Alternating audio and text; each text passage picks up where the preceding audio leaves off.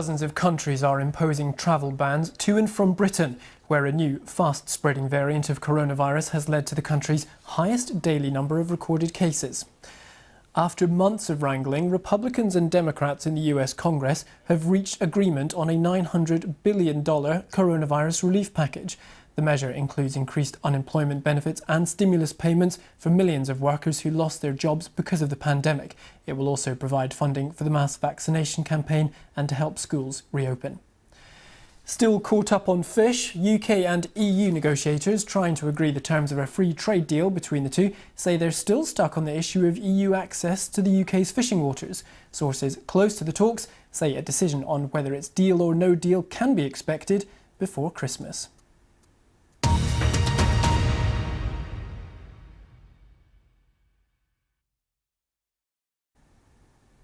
Now on BBC News, our economics editor Faisal Islam talks to US Trade Representative Robert Lighthizer.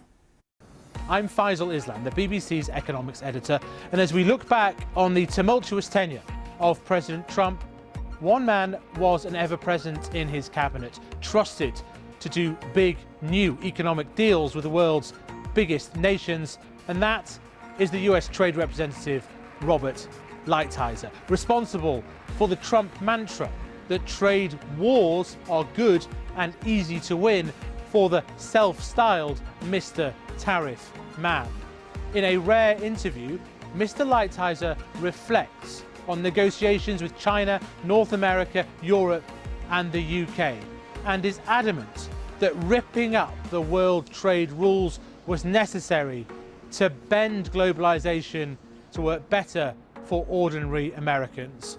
But where do we all go from now?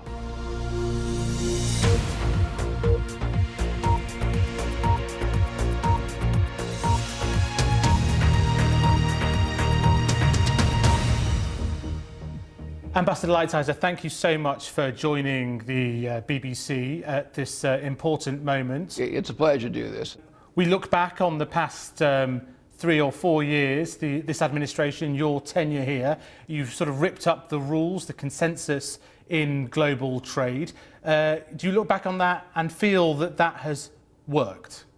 We're proud of what we've done. I mean, the president, if you ask me what we did and what we tried to do was, one, we wanted to reorient the purpose of international trade more towards working people in the United States and less towards sort of outsourcing and corporations. And I think that was important. And then the second thing we did, which I think was really significant, was focusing more on China. China is a great challenge for not only the United States, but for our economic system, yours and mine. And so we tried to do both of those things. You have to start for the proposition is, do you believe there were problems in international trade when we started? And we certainly do. Right? We had lost millions of manufacturing jobs. We had enormous trade deficits, not just with individual countries, which we can debate about, but with the whole world, going up every year to the point where it was $800 billion, and really something that's not sustainable. So from our point of view, we were losing our manufacturing base.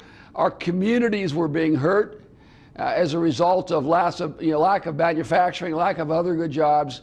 And so the president set about to renegotiate NAFTA, to change the relationship with China, and then to work on the WTO. And then a lot of other things. We did deals with Japan, and we did deals with Korea. We put tariffs on a variety of Chinese products, the steel and aluminum. So there was a change of the paradigm.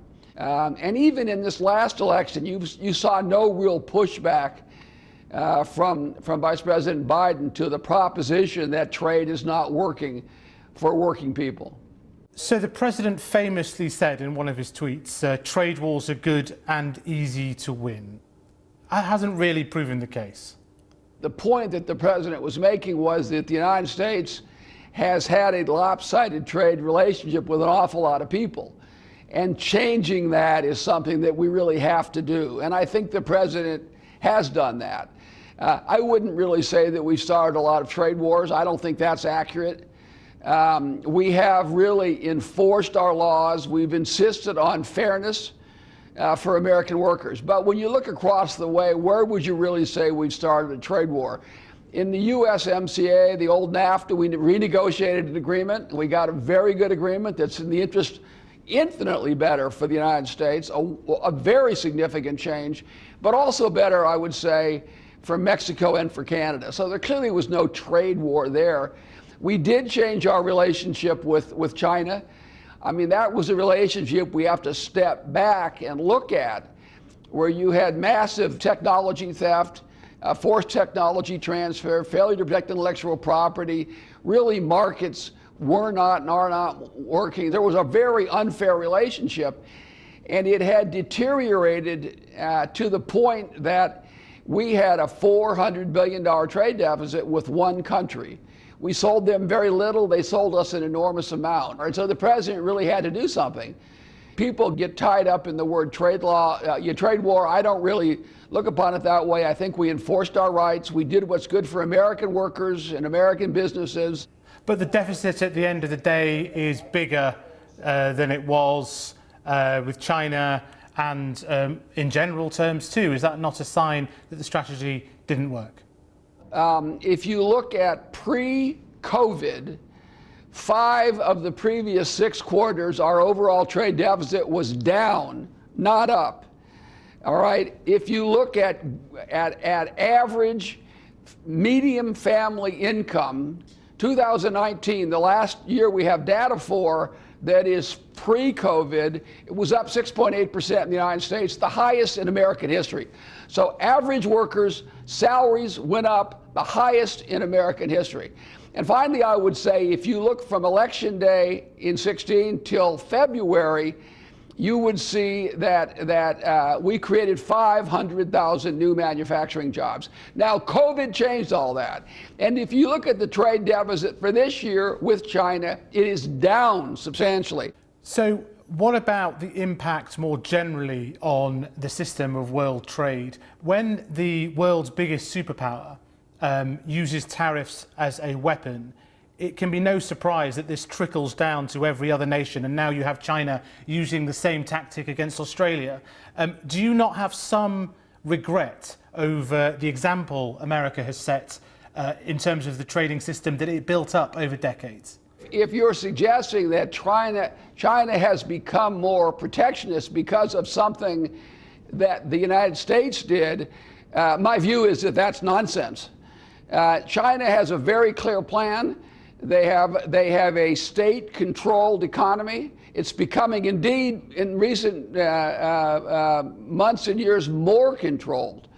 And they do what's in China's interest. So the suggestion that our defending our rights change that is, to my mind, totally unsupported by the facts. No, I have no regrets about any of it. I think, if anything, we proved that the old way, the old way of trade policy being largely dictated by large corporations, multilateral corporations, and that working people in developed countries just falling by the wayside, that was a foolish, bad policy. And there's nothing in the data that I have seen that suggests the contrary.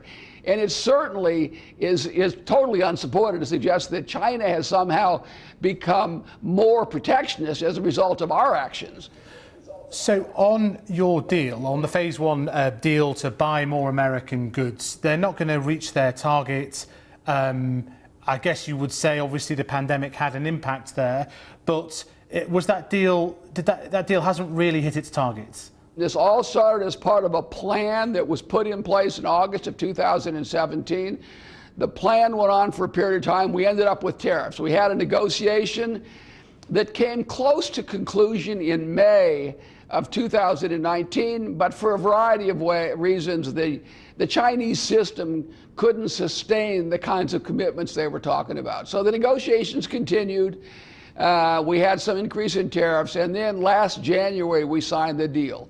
So what does the deal do? Number one, it has substantial systemic changes, commitments.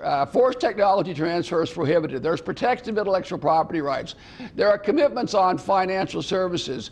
There are commitments on currency. There are commitments on agriculture, SPS, or trade barriers, you would say. Massive, substantial commitments. Have the Chinese done that?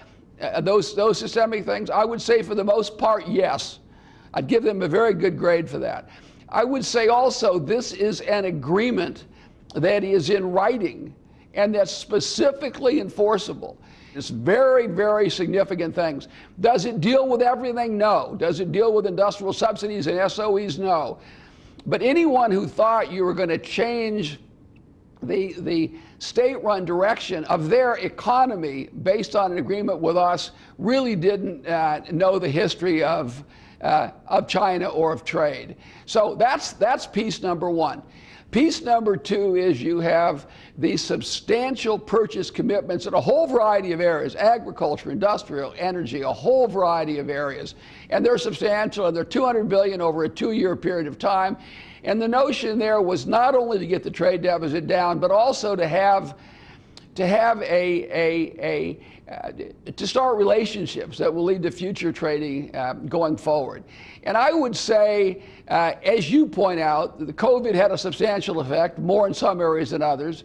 If you look at agriculture, I would say we had the best agricultural sales to China in our history. In some other manufacturing, they're clearly behind, but there's time to catch up. Energy, we've seen massive energy purchases, but they're a little bit behind in that area too. We have had, a once in 100-year disruption of all of our, not only economies, societies. So I would give them a pretty good grade on that. And then the third piece of this phase one deal is that we kept in place the tariffs. So it offset the advantage of all the unfair, of both the state-owned subsidies, but also the unfair technology transfer. So to me, it's an historic agreement. We'll see about a phase two as things develop. It was a major step on both sides, and I think it's starting to create new rules that'll be fair not only to the United States and to China, but to other countries, because a lot of the things in there okay, well, let's move on to the World Trade Organization issue, clearly, and you have followed this and been frustrated by the World Trade Organization for many decades, predating your service in the administration. I mean, your policies quite willingly broken the World Trade Organization system, in particular its key kind of appellate body that judges disputes. You're also blocking the appointment of Ngozi Okonjo-Iweala as the Director General. Isn't this dangerous for trade? First of all, you have to start with the proposition, was the system working when we got there? And I would say any fair person would say it was not working. It was a real failure. We had not had any negotiations for 25 years of any consequence. The WTO had literally failed to function as a negotiating body. And that really is the principal purpose of the WTO. So why did this happen? One, we expanded the membership. It's a consensus agreement of an organization, so you had people that created a problem, all right? And you had China join in 2000, which really changed the nature of it. But something else happened, I would suggest to you, and that is in 95, when we started the WTO and transitioned from the GATT, you started this appellate body, and you got binding dispute settlement, and then you got this sort of super body of bureaucrats who really started off, their purpose really was to kind of correct a panel decision that wasn't quite right and just look at the law. It evolved into like a body creating like a common law of trade. So you had these 7 people on the appellate body, and then the bureaucracy under them creating a jurisprudence, taking away benefits that members had seen that had been negotiated for, and putting restraint on things that had been conceded. So what you had really was an organization that migrated from a negotiating organization into a litigation organization. Now we have a situation where we're trying to create a new organization. We have to massively reform the appellate body. We clearly need new leadership, as you suggested. Our view has been, the United States view has been, is that we need someone with real experience in trade, not someone from the World Bank or a negotiating, or a development person. We need a real trade expert. So these kinds of things have a way of working their way out. But the more important point is that the WTO is massively in need of reform, and I think there's a consensus developing at the WTO that we need this kind of reform. So let's bring it back to the relationship between the UK and the US. There were people in your administration even suggesting a deal could have been done this year. It looks difficult. How do you assess the state of play of a trade deal between the UK and the US? In the past, you have said, well, you were waiting to see how the UK exits the European Union, and you seemed sceptical that we would make a clean break. Where are we on that deal? We have an enormous and very, very positive trade relationship with the United Kingdom. The United States does, right? We have $270 billion worth of two-way trade. It's fairly balanced.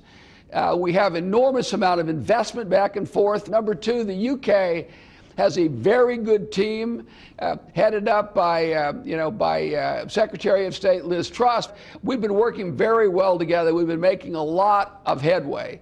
So I feel good about where we are. I think it's extremely likely that we have an FTA, a free trade agreement with the United Kingdom before long. So I feel comfortable about that. There are serious issues that we have to worry about. We have agricultural issues, we have standard issues. There's a lot of things that are tough compromises that have to be made.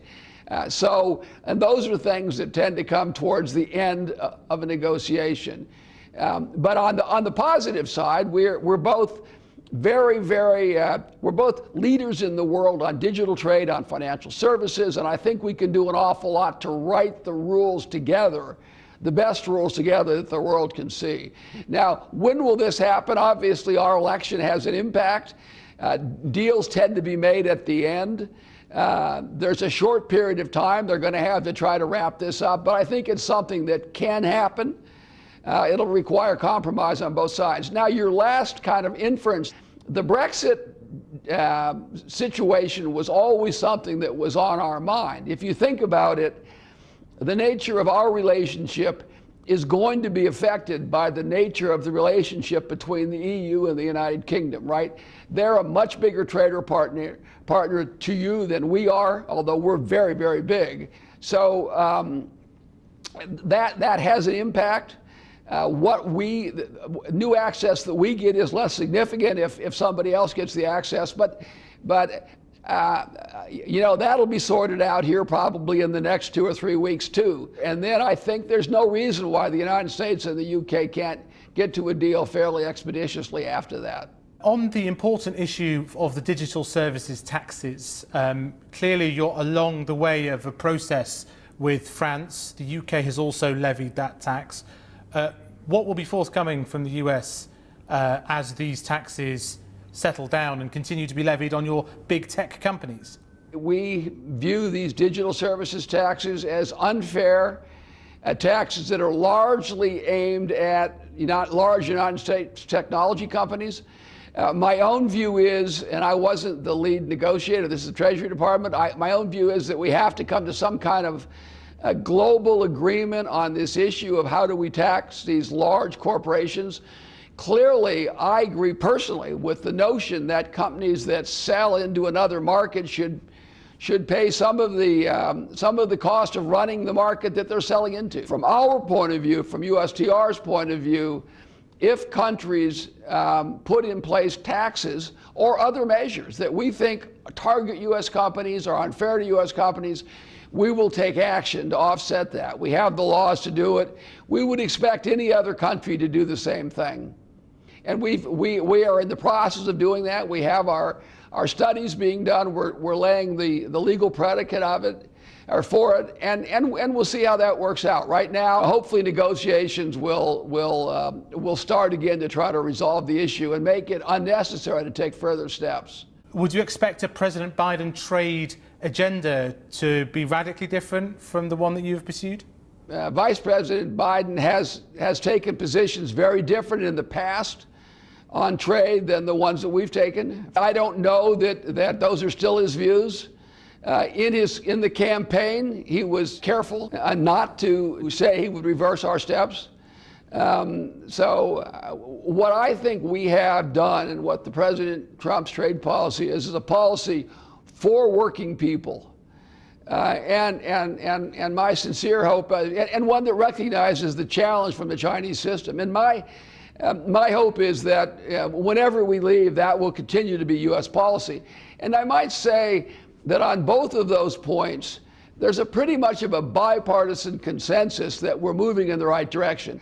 I think that the Democrats, as well as the Republicans, realize that we needed to shift the paradigm on trade more in the direction of working people in the United States, and that we needed to recognize that China is a real problem for our system, and that we had a very, very unbalanced relationship, and we can't go back to where it was. Now, there'll be certain corporations and the like who will want to immediately go back to the way it was. My hope is that the sensible people in both parties prevent that from happening. Well, let me leave you with one last reflective question about this, which is, you have claimed that it was the world trade system that caused the issue with working Americans losing their jobs. But America's GDP benefited more than anybody. And I just wonder, did you shift the blame for, political lack of enthusiasm for redistributing the fruits of growth to working Americans, and you put that all on trade? Isn't the issue domestically within America that you maybe want to redistribute wealth more rather than blame trade, which makes everybody richer in aggregate? I would say, first of all, we don't put all the blame on trade. For sure we don't. We passed a tax bill. We got rid of regulation. We did a whole variety of things. The number one thing the United States had to do in the economic policy space was get our own house in order. And no one has cut regulations more than President Trump. No one has had bigger tax cuts for middle-class people, but also ones that will lead to more efficient businesses. So for sure, it's unfair to say that all those job losses and all that was because of trade. On the other hand, it's undeniable that when you run huge trade deficits, and when you see what happened from the time China joined the WTO or NAFTA came into effect, it's impossible to say that a good part of that 5 million, for example, manufacturing job losses weren't also as a result of rules that weren't properly written. Let's take a step back. Trade is important. We all understand that. None of us are against trade. The real question is, what's the objective? And the objective can't just be efficiency. The objective has to also be working men and women. And that's what President Trump has tried to do. Now, some people would say, and it's a little bit inferred, that what you do is you just go with the most efficient global situation, consumers are better off, and then you redistribute money to workers. The problem with that notion is that it ignores the intrinsic importance to individual people of working. And I really think this is a fundamental shift from the way people used to think about these things. We are not just consumers, we're working people. And we want, and I say this often, we want children to be proud of the fact that their parents have real jobs, are doing really productive things. And I think there's an intrinsic value to people. You have better communities, better states, and a better country if you do that. And that is a specific objective. It's not something that you'll see economists give any credit for. Now, they're just starting to realize that this is something we have to think about. But we want strong communities in the United States. And if that means that T-shirts cost another nickel, then T-shirts will cost another nickel. That's more or less the fundamental change that we've had. We think people are better, happier working, not just as consumers and certainly not as recipients of welfare. But I don't blame trade for all of this. It's a systemic thing, and President Trump has tried to address it as a systemic thing. He's tried to do all the pieces that are necessary to make America more competitive. We have a situation where 50 to 60% of our workforce does not have a college education. We need those people to live in happy families, happy communities, and have productive work. And that's what we've tried to do. Now, granted, you can go too extreme on one side, too extreme on the other side. We're trying to walk the line. But trade is part of that equation. Ambassador Lighthizer, thank you very much for your time. We really appreciate you downloading what has been on any measure an extraordinary 3 or 4 years. Well, thank you very much. Thanks for your time.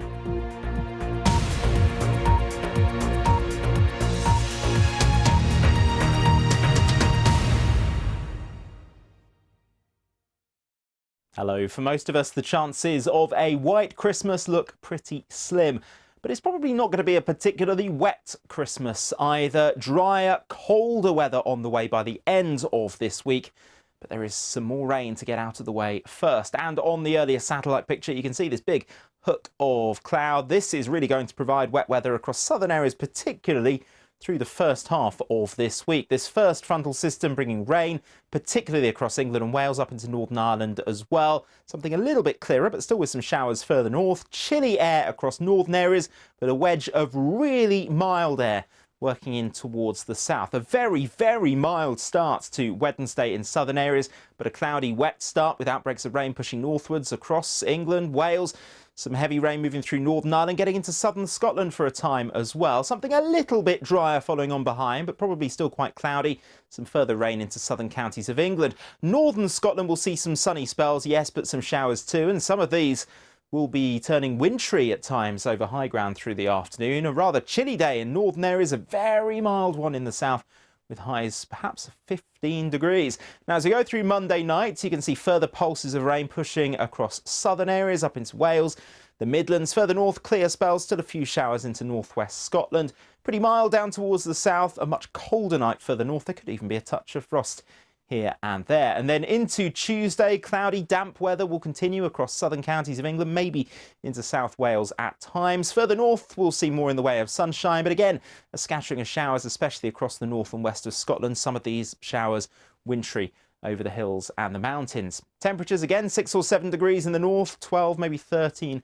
down towards the south. Now, an area of low pressure is set to bring more rain on Wednesday, especially across southern areas, but as we head towards the end of the week, this area of high pressure is going to start to build its way in. So through Christmas Eve and into Christmas Day, high pressure will take charge. But with that, some colder air working its way southwards. So yes, temperatures dropping away by Thursday and Friday, Christmas Eve and Christmas Day.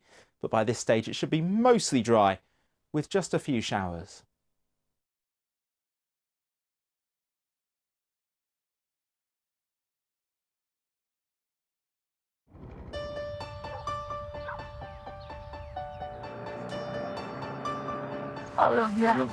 Albo oburzałam moje symptomy, a tu zaczął, to mi dało siłę i jest żywe. طيب عم بتصل بيك مشان الشغاله المحطوط على الانترنت عندك. When I come in quick, I look like an orphan, like a slave. نحن بر ويكرن، نحن بر فكري ويكرن، خاصة فكري ويتنا بكرن. El encuentro de disparos de todos los frentes, tanto de allá como de acá. Sería muy prudente que no firmáramos más.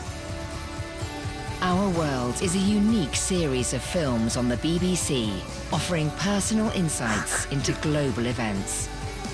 When you walk on a day like today, it's a holiday today, and people are here, looking in the beach, in a way, for a hope. Our World, stories that speak for themselves. 75 years since the official end of World War II, 4 BBC News presenters retrace the footsteps of their relatives and uncover the heroic stories of how they made a difference to the Allied war effort. I have to say, it's quite overwhelming. The People's War, Sunday at 4:30 on the BBC News channel. For black students studying at one of the most prestigious universities in the world, academic pressure isn't always the only challenge. For some, it can feel like entering a new world. We followed 3 students to find out what it's really like being black at Cambridge. Monday the 28th of December at 3:30 on the BBC News Channel.